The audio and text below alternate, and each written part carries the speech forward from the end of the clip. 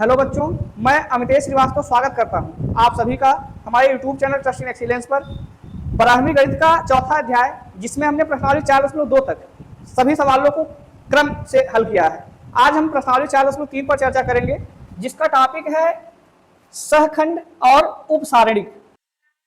उपसारणिक और सहखंड अंग्रेजी में कहते हैं माइनर एंड, इसको कहते हैं कोफैक्टर। बात समझ में आई ना? माइनर एंड कोफैक्टर, ये इसके अंग्रेजी नाम है। अब देखिए लिखने का तरीका, जो हमने माइनर लिखा वो क्यों लिखा वो देखिएगा, क्योंकि उपसारणिक कहीं भी लिखा हो उसका प्रदर्शन किससे करते हैं? कैपिटल एम से करते हैं। सहखंड कहीं लिखा कोफैक्टर, कोफैक्टर का प्रदर्शन उसी के मतलब ए कैपिटल ए से कर देते हैं। अब समझिएगा क्या क्या कैसे ज्ञात करते हैं। जैसे हमने एक उदाहरण लिया A11, A12, A13, A21, A22, A23, A31, A32, A33, और आपको सभी का उपसारणिक ज्ञात करना है। जैसे अगर हमें A11 का उपसारणिक ज्ञात करना है, A11 का उपसारणिक, तो A11 का उपसारणिक इसका प्रदर्शन करेंगे M11 से। किससे करेंगे? इधर से ढक देंगे, इधर ढक देंगे, जो बचा उसको आप लिख देंगे सारणिक के रूप में A22, A23, A32 और A33। आप इसको हल कर लेंगे, यही M11 का मान आ जाएगा, अर्थात A11 का उपसारणिक। अगर आपको A12 का उपसारणिक लिखना है, क्या लिखेंगे? M12 लिखेंगे, बराबर M12 की पंक्ति और स्तंभ दोनों वाली लाइनों को छोड़ देंगे, मतलब इधर से छोड़ देंगे, इधर से छोड़ देंगे। क्या बचा? A21, A23, A31 और A33। समझ में आया? ऐसे ही अगर आप A13 का निकालें, A13 का उपसारणिक बराबर क्या आएगा भाई? M13 बराबर, इसको ढकेंगे, इसको ढकेंगे, क्या बचा? A21, A22, A31 और A32, ये आ गया A13 का उपसारणिक, और इस सारणिक को हल करने आपको आना चाहिए। अगला, अगर मैं A21 का पूछूं, A21 का पंक्ति और स्तंभ दोनों छोड़ देंगे, जो बचा उसका सारणिक ज्ञात कर लेंगे। समझ में आया? A22 का, A23 का, ऐसे हर एक एलिमेंट्स का है। अगर सभी का निकालेंगे तो बड़ा समय लगेगा, ठीक है। कोई एक आध और आप पूछिए, जो आपको पूछना मैं उसका बताऊं। जैसे अगर आपको A22 का उपसारणिक ज्ञात करना है, A22 का उपसारणिक बराबर क्या होगा? M22, यही होगा ना, M22 बराबर। अब A22 का पंक्ति और स्तंभ दोनों छोड़ देंगे, इधर से छोड़ेंगे, ये स्तंभ है इसका और ये पंक्ति है। क्या बचा? A11, A13, A31, A33, यही बचा। A11, A13, A31 और A33, ये आ गया M22, अर्थात A22 का उपसारणिक। इतनी बात समझ में आई? अब आपको उपसारणिक में कोई दिक्कत तो नहीं है। अब अगला शब्द है सहखंड, अर्थात कोफैक्टर। इसका प्रदर्शन करते हैं कैपिटल ए से। जैसे अगर मैं इसका ज्ञात कर, अगर कहीं लिख दिया जाए A11, अर्थात आपने क्या ज्ञात किया हुआ है? आपने ज्ञात किया हुआ है A11 का सहखंड। समझ में आया ना? सहखंड का प्रदर्शन A11 मतलब कैपिटल से किया गया। इसको लिखने का तरीका ऐसे ही है, बस इसको चिन्ह के साथ लिखते हैं। चिन्ह में आप इन दोनों को जोड़िए, जैसे एक और एक, यही स्थान है इसका, एक एक। अगर जोड़ने पर सम आया तो ये प्लस रहेगा, जोड़ने पर विषम आया तो माइनस रहेगा। जैसे 1 2 क्या होने वाला है? जो भी उत्तर आएगा उसको माइनस के साथ लिख देंगे। तो ये किसका मान है भैया? A22 का, सॉरी A12 का। A13 तो 3 1 को जोड़ने पर कितना आएगा? 4। 4 संख्या प्लस में है, मतलब सम है, तो ये A22 का मान आ गया, 22 नहीं, A13 का मान। समझ में आया? ऐसे अगर मैं यहाँ पर A22 ज्ञात करता, ये कैसा आ जाता है? सारी चीजें रहती बस प्लस के साथ आती। बात समझ में आई? तो क्या आपको उपसारणिक और सहखंड में दिक्कत? अब आपको इससे संबंधित सवाल प्रश्नावली के बता दें और क्लियर हो जाएगा। प्रश्नावली का पहला प्रश्न है 4.3 का, निम्नलिखित सारणिकों के अवयवों के उपसारणिक एवं सहखंड लिखिए। अब यहां पर जो पहला प्रश्न है 2 4 माइनस में है, 0 3, ये पहला है। और इस पहले का दूसरा प्रश्न है A C B D। क्या क्या चीजें ज्ञात करनी है भैया? उपसारणिक और सहखंड। जैसे मैं 2 का उपसारणिक लिखूं, 2 का उपसारणिक, अर्थात 2 के उपसारणिक का प्रदर्शन किससे करेंगे? M11 से, क्योंकि पहले स्थान पर है, बराबर। इधर से ढकिए, इधर से ढकिए, क्या बचा? 3 बचा। उपसारणिक को प्लस माइनस से कोई मतलब नहीं, जो है वही है। अब -4 का बताइए, -4 का उप सारणिक जिसका प्रदर्शन m12 से करेंगे, पहले का दूसरा स्थान क्या होगा, इधर से छोड़िए, इधर से 0 बचा, 0 का उप सारणिक m12 है, 21 है, दूसरे का पहला अवयव, तो इसका मतलब 0 को ढकेंगे, 3 को ढकेंगे, क्या बचा -4, और ऐसे ही 3 का उप सारणिक क्या होगा भाई, 3 इधर से ढकेंगे, इधर से बचा 2, समझ में आई बात। इसका प्रदर्शन किससे करेंगे, 3 के उप सारणिक का, m22 बराबर आ गया कितना भाई 2, ये तो रहे उप सारणिक। इसी का सहखंड निकालना है, इसका मतलब एंड 2 का सहखंड को फैक्टर ऑफ 2 प्रदर्शन किससे करेंगे, a11 से, समझ में आया। एक एक को जोड़ने पर कितना आता है 2, तो 2 जो है वो सम है, अर्थात इसका मान वही 3 आएगा, समझ में आया। इसी प्रकार से -4 का सहखंड, -4 का सहखंड प्रदर्शन a12 से करेंगे, 1 2 को जोड़ने पर कितना आ रहा है 3, अर्थात विषम, उत्तर माइनस में आएगा। 0 प्लस करिए माइनस करिए कोई प्रभाव नहीं पड़ता, अर्थात उत्तर कितना आया इसका 0 आया। इसी प्रकार से 0 का सहखंड, तो 0 का सहखंड कितना, अर्थात a21 का सहखंड कितना आया है -4, उपसारणिक में था, ये 2 1 को जोड़ने पर 3 आएगा, फिर से माइनस क्या बना +4, समझ में आया। और 3 का सहखंड, 3 का जो सहखंड होगा a22 होगा, a22 को जोड़ेंगे 4 आएगा, 4 अर्थात सम, ये भी वही जो था वही आ गया 2। ये पहला प्रश्न क्लियर हुआ। अब आप इसका दूसरा, जैसे मुझे a का निकालना है, मैं तीर लगा देता हूँ, m11 बराबर क्या होगा, अर्थात किसका सारणिक, a का उप सारणिक कितना हुआ d, m12 पहले का दूसरा अवयव अर्थात c का उप सारणिक कितना होगा b होगा, b का उप सारणिक अर्थात m21 कितना होगा c हो जाएगा, और d का उप सारणिक अर्थात m22 ये कितना होगा a होगा, समझ में आई बात। मैं इसी का सहखंड लिखूं एंड a11 बराबर, अब तो जोड़ने पर 2 आ रहा है, इसका प्लस रूप वही लिख देंगे d, a12 3 आ रहा है, उत्तर माइनस में आ गया, ये प्लस b है माइनस b आ गया, a21 ये तो c है, ये कितना इसके हिसाब से कितना आना चाहिए -c, 2 1 3, और m22 की जगह a22 4 जोड़ने पर आया, अर्थात इसका उत्तर कितना आया a आया। ये प्रश्न संख्या 1 कंप्लीट हुआ, समझ में आई बात। अब मैं अगर दूसरा प्रश्न हल करूं, दूसरे का पहला क्या लिखा गया है 1 0 0 0 1 0 0 0 1 1 0 0 0 1 0 0 0, चूंकि ये बेसिक है आपको पूरा ढंग से करना है। तो अगर मैं कहूं 1 का उपसारणिक, आपसे क्या पूछा जा रहा है m11 बराबर कितना आएगा, इधर से ढकेंगे इधर से ढकेंगे, क्या बचा 1 0 0 1, यही बचेगा। हल करिए इसको, बराबर कितना आएगा भैया, 1 1 कम 1 -0, उत्तर कितना आया 1 आया, समझ में आया। अगला m12 पहले का दूसरा, इधर से ढकेंगे इधर से ढकेंगे, क्या 0 1 0 1 बचा, 0 0 0 1 बचा, समझ में आ रहा है ना। हल करने पर कितना आएगा 0। इसी प्रकार से m13 इधर से ढकिए इधर से ढकिए, 0 1 0 0 बचा, उत्तर कितना आएगा 0 आया। m21 दूसरे का पहला, इधर से ढकिए इधर से ढकिए, 0 0 0 1, हल करने पर कितना आएगा 0। m22 बीच से पूरा खाली इधर से खाली, 1 0 0 1, अच्छा सॉरी हाँ ठीक है 1 0 0 1, इसका भी उत्तर कितना आएगा 1 आया, समझ में आया।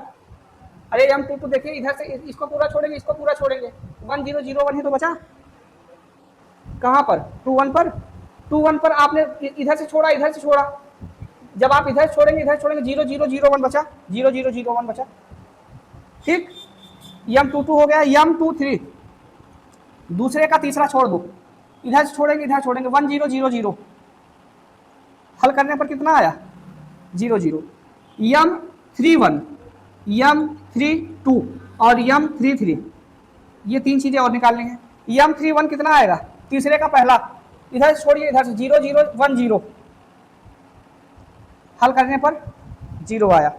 32 इधर से पूरा छोड़ेंगे, इधर छोड़ेंगे, 1 0 0 0 1 0 0 0, उत्तर कितना आया? 0। तीसरे का तीसरा, इधर से छोड़ेंगे, इधर छोड़ेंगे, 0 1 0 0 1,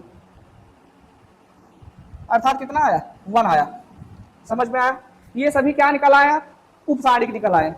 आपको इसके जस्ट बगल में क्या ज्ञात कर लेना है? सहखंड A11 A12 A13 A21 A22 A23 A31 A32 और A33, जो भी मतलब आपका उपसारिक आया है उसी से ये ज्ञात हो जाएगा। जैसे ये सम स्थान है, ये वही बन रहेगा। ये विषम है, 0 पर कोई प्रभाव नहीं पड़ेगा, 0 ही रहेगा। ये 0 ही देने वाला है। 2 1 0 आएगा, 2 2 1 आया है, इसका 2 2 4 मतलब +4 आएगा, ये +1 आया। 2 3 0 0 0 3 3 का मतलब 6 सम है, ये भी उत्तर प्लस में आएगा। ये सभी के क्या निकाल दिए हमने? ये सभी के सहखंड है और ये सभी के उपसारिक है। क्लियर हुआ? और इसी का दूसरा प्रश्न है, ये वाला ना मिटा दूं, पहला दूसरे का दिया गया सारिक में 1 0 4 3 5 -1 0 1 2, और आपको इसको हल करना है। अब बताइए, एक का उपसारिक प्रदर्शन किससे करेंगे? M11 से। इधर से एक पूरी तरह छोड़ेंगे, उधर छोड़ेंगे, क्या बचा? 5 -1 1 2। हल तो करना आता है, 5 दूनी 10 -1 1 कम 1 +1 बन जाएगा, बराबर 11। समझ में आया? इसके जस्ट नीचे 0 का उपसारिक प्रदर्शन M12 से करेंगे। कितना आएगा? इधर से 0 छोड़ेंगे, इधर से 0 छोड़ेंगे, 3 -1 0 2, यही तो आएगा। हल करेंगे, 3 दूनी 6 -0 बराबर कितना आया? 6 आया। इसी प्रकार से 4 का उपसारिक प्रदर्शन M13 से करेंगे। सारिक के अंदर ढकेंगे, 3 5 0 1, कितना आएगा? 3 1 कम -0, अर्थात उत्तर 3 आया। समझ में आया? इसी प्रकार से 3 का उपसारिक प्रदर्शन किससे होगा? M21 से। इधर से छोड़ेंगे, इधर छोड़ेंगे, 0 4 1 2 बराबर 0 -4, उत्तर कितना आया? -4 आया। 5 का उपसारिक M22, इधर से 5 छोड़ेंगे सीधा और इधर से तिरछा, 1 4 0 2 बराबर 2 1 कम 2 -0, अर्थात उत्तर कितना आया? 2 आया। -1 का उपसारिक M23, दूसरा इधर छोड़ेंगे, 20 से छोड़ेंगे, क्या बचेगा? 1 0 0 1। देखिए, इधर छोड़ा गया, इधर छोड़ा गया, तो 1 0 0 1। हल करेंगे, उत्तर कितना आएगा? 1 आ जाएगा। समझ में आई बात यहां तक? आगे 0 का उपसारिक मतलब M31, समझ में आया? M31 बराबर कितना हो जाएगा?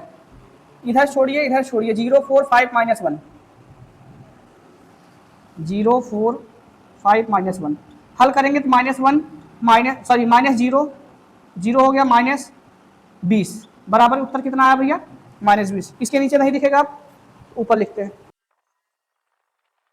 0 का हो गया। 1 का उपसारिक, 1 का जो उपसारिक होगा, इधर से ढकेंगे, इधर ढकेंगे, 1 0 1 4 3 -1, समझ में आया? हल करेंगे कितना आएगा? -1 -12 बराबर -13। ठीक है, अगला 1 का तो हो गया। 2 का उपसारिक, 1 का उपसारिक कौन से प्लेस पर था? 32 पर था। ये M32 का मान है। M33 बराबर कितना हो जाएगा? इधर से छोड़िए, इधर से 1 0 3 5 1 0 3 5 सॉल्व करेंगे, 5 1 कम 5 -3 0 0 बराबर कितना आया भैया?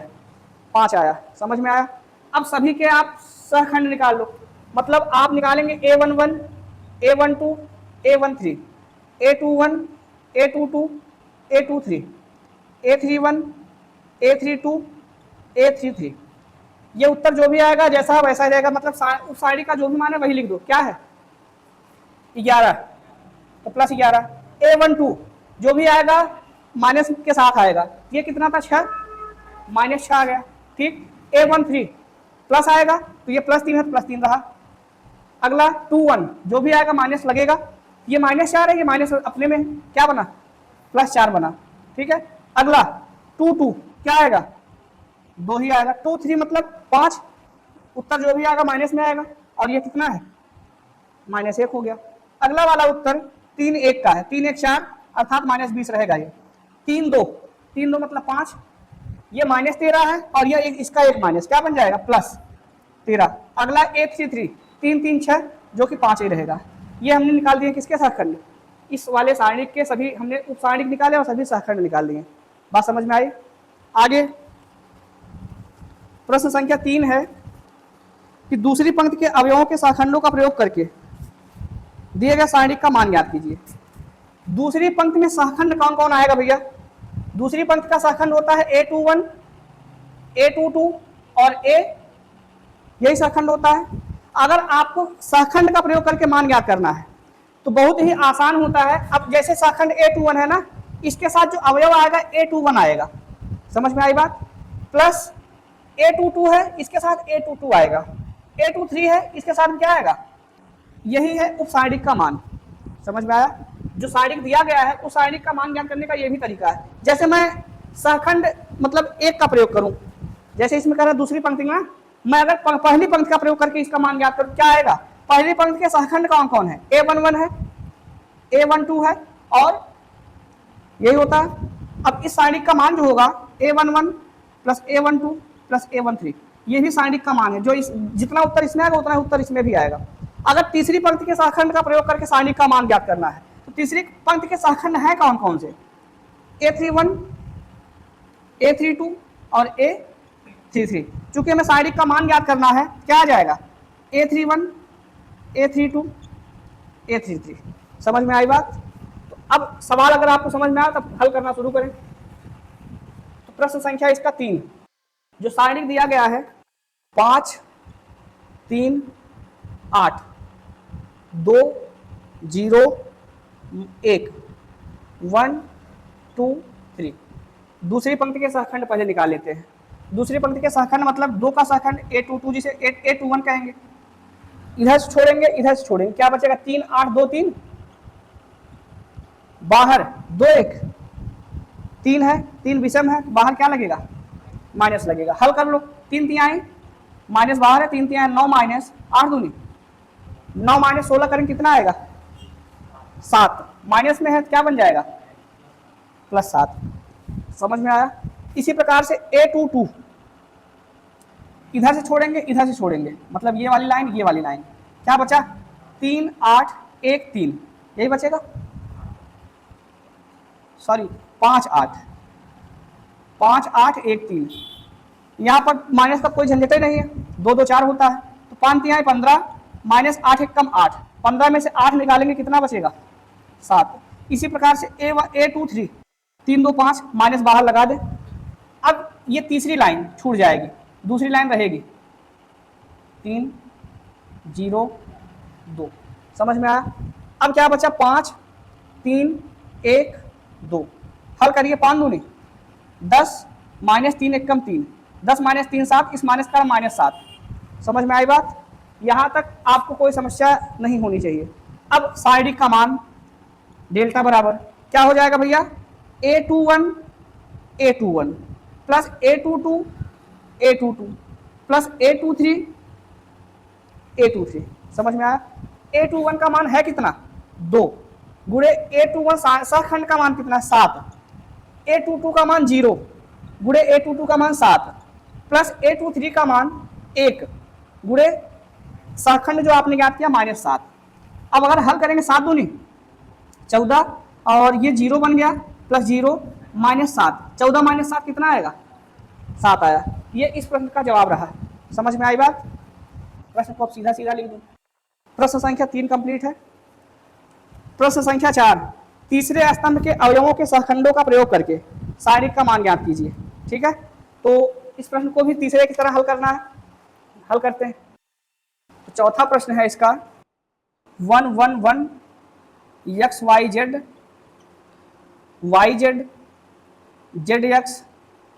x y। किस पंक्ति का प्रयोग करना है भैया, तीसरे स्तंभ के अवयवों का प्रयोग करना। तीसरे स्तंभ में कौन कौन से सहखंड आएंगे? तीसरा स्तंभ यही है, मतलब आएगा A13 ना, A23 और A33, ये तो तीसरा स्तंभ रहा। इसके साथ A13, A23, A33 सबको जोड़ देंगे, उत्तर आ जाएगा। समझ में आया? तो पहले इतना ज्ञात तो करें, A13 बराबर 3 1 4 प्लस रहेगा अंदर, इसको इधर से ढकेंगे, इधर से ढकेंगे, क्या बचा? 1y 1z, यही बचेगा। z एकम z माइनस y एकम y, z माइनस y। समझ में आया? इसी प्रकार से A23 दूसरा इधर से पूरा ढकेंगे, इधर से ढकेंगे, क्या बचेगा? 1x 1z, z एकम z माइनस x एकम, चूंकि 2 3 है, क्या लगेगा? अंदर वाला माइनस, ये जो माइनस से क्या बनेगा? और प्लस का क्या बन जाएगा? माइनस बन जाएगा। अगला A33 इधर से ढकेंगे, इधर से ढकेंगे, 1x 1y, ये तो प्लस रहेगा ना, अंदर y एक कम y माइनस x एक कम x। समझ में आया? तो सारणिक का मान डेल्टा बराबर क्या हो जाएगा? डेल्टा बराबर होगा A13 plus A23 plus A33। समझ में आई बात? अब अगर मैं सॉल्व करूं, A13 का मान है कितना? A13 कहां पर है भैया?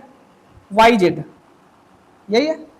YZ का गुणा किससे करेंगे? Z माइनस Y से करेंगे, प्लस A23 XZ गुणा किससे कर देंगे? A23 का मान आया है x माइनस Z। समझ में आया? और प्लस A33 का मान है XY, A33 सहखंड का मान है y माइनस x। सबको सॉल्व करेंगे, इसका पहाड़ा पढ़ेंगे तो ये बनेगा YZ स्क्वायर, ठीक, अंदर और इससे पढ़ेंगे तो y स्क्वायर z, प्लस इसका पहाड़ा पढ़ेंगे x स्क्वायर z, अगला XZ स्क्वायर, वो भी माइनस में, अगला XY square minus x square y, कोई आपस में कटेगा, यही इसका मान है। समझ में आया ना? या फिर आप इस पे भी इसका आंसर छोड़ सकते थे, या थोड़ा सा सरल करके आप और विस्तारित कर सकते हो ना, जो आपका मन करे। तो प्रश्न संख्या 4 हमने कंप्लीट किया। प्रश्न संख्या 5, अगर इसके आगे उत्तर दूसरा दिया होगा तो आप सॉल्व कर लीजिएगा, अपने आप उत्तर आ जाएगा, मतलब इसके आगे का वही प्रोसेस है। 5वां प्रश्न है कि यदि डेल्टा बराबर A11 A12 A13 A21 A22 A23 A31 A32 A33 और AIJ का सहखंड AIJ हो तो डेल्टा का मान निम्नलिखित रूप से व्यक्त किया जाता है। बताइए, पहले में A11 दिया है, इसके साथ A31 दिया है, क्या ये सही है? नहीं, A11 के साथ सहखंड भी A11 होना चाहिए, तो पहला गलत हो गया। दूसरे में आए, दूसरे में देखिए A11 दिया है, A12 के साथ A21 दिया है, A21 A2, इस प्रकार से हो सकता है क्या? इसका मतलब दूसरा भी गलत है। तीसरे में देखेंगे, पहले में गलती दे दी गई है, A21 के साथ A11 दिया है, पॉसिबल है? नहीं, ये गलत है। चौथे में आइए, A11 परफेक्ट है, प्लस A21 ये भी एकदम परफेक्ट है, प्लस A31 ये भी परफेक्ट है। इसका मतलब आपका कौन सा ऑप्शन सही है? ऑप्शन नंबर डी सही है। बात समझ में आई ना? ये प्रश्न संख्या 5 कंप्लीट हुआ और इसी के साथ ये एक्सरसाइज भी कंप्लीट हुआ।